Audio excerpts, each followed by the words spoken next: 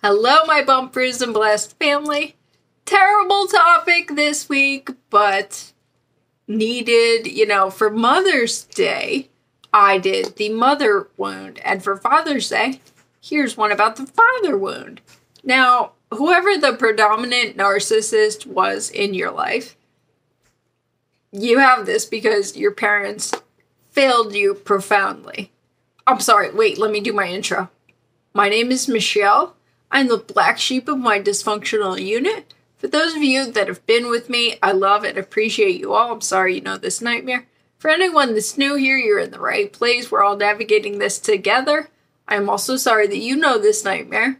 I have my master's in psychology. My mother was a predominant narcissist. My father was the enabler, and I had a golden boy older brother that was a flying monkey, used to rat on me all day long.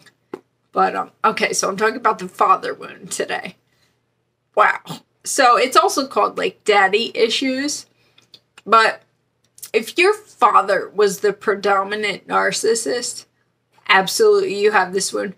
Even if your dad was the enabler, codependent, if he was the sidelined parent to the narcissistic mother, yes. It's funny because myself and my husband Joe and I, we both have this from different upbringings.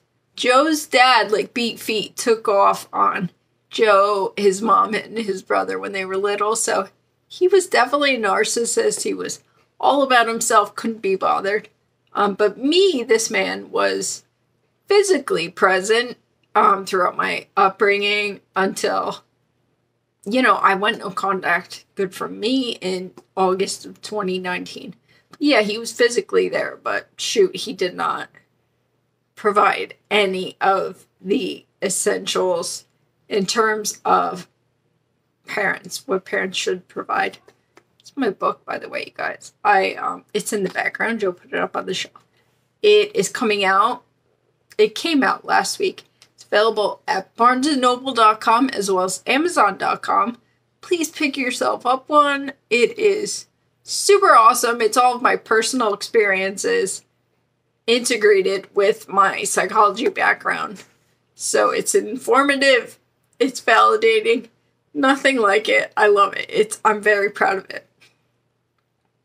So if your father was the predominant narcissist, or if he was the enabler and he was just up the narc's butt all the time, you probably experienced, it's a failure to support you, to provide reassurance, and they also call it, the father wound, they call it absenteeism, like the man just didn't show up for you, in so many words.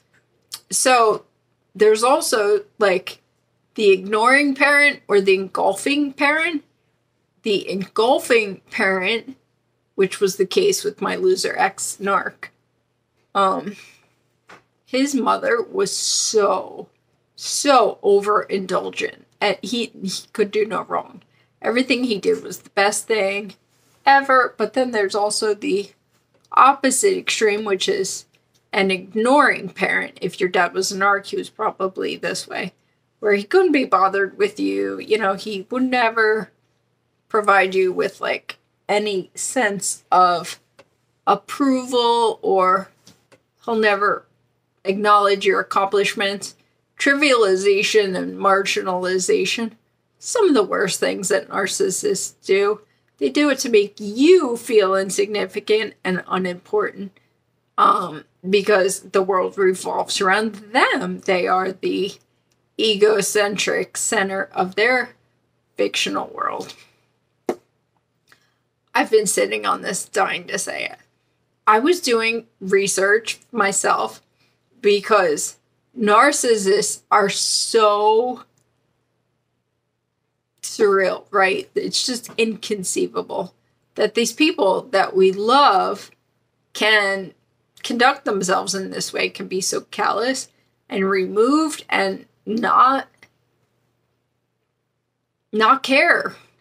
So I was looking it up, and narcissism, the origins of narcissism very complex. Lots of debate about where it originates. I read something about how the brains of narcissists are actually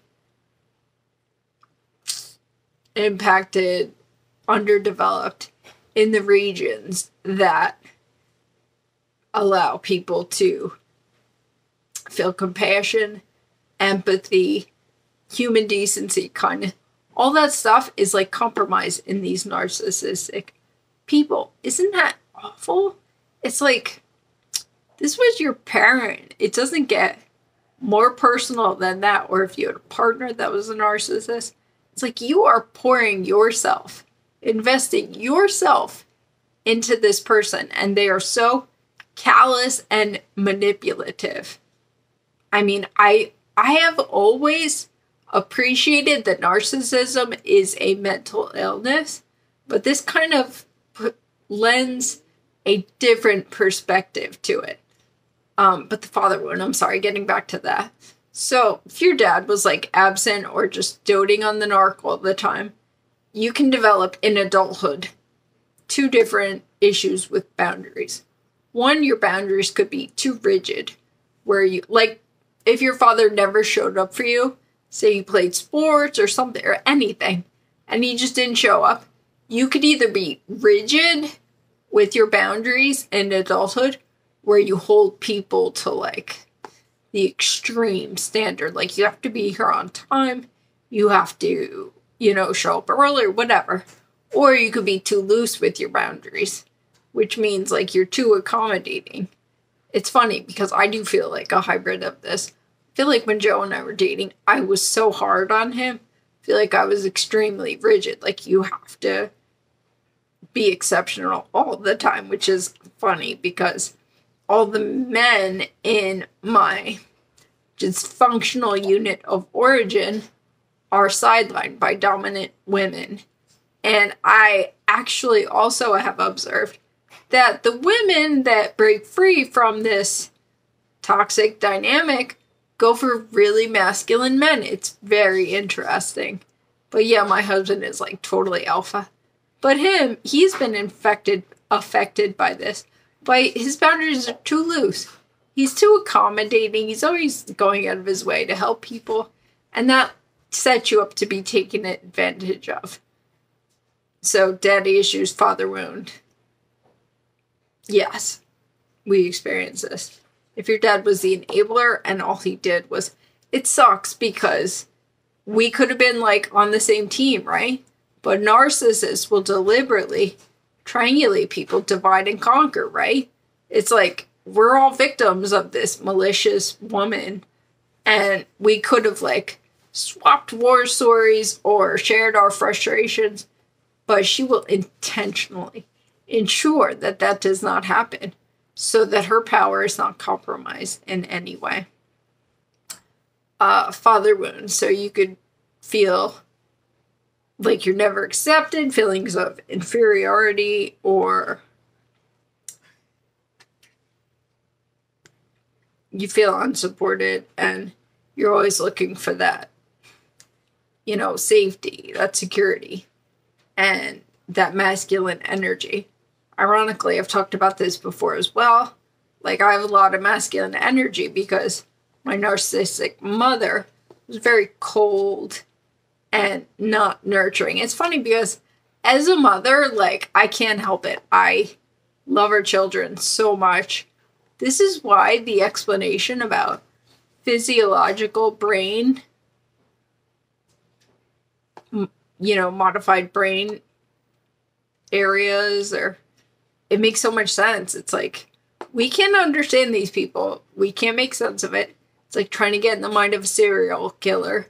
Narcissists are like an entirely different species.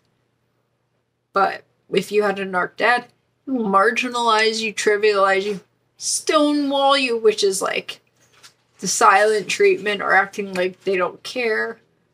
Gabor Mate, I say this all the time, I love him. He is a brilliant physician. Says trauma not only comes from a specific incident, it also comes from the absence things that you need, like basic human needs, like love, nurturing, and support. So, check out my book, you guys. It is awesome. BarnesandNoble.com or Amazon. And check out the links below. I have a website. Tons of cool stuff. We're all here to support each other. And I strive to put out whatever I can in order to do that. I love you all. Thank you for being a part of our awesome family. Please like, share, and subscribe. And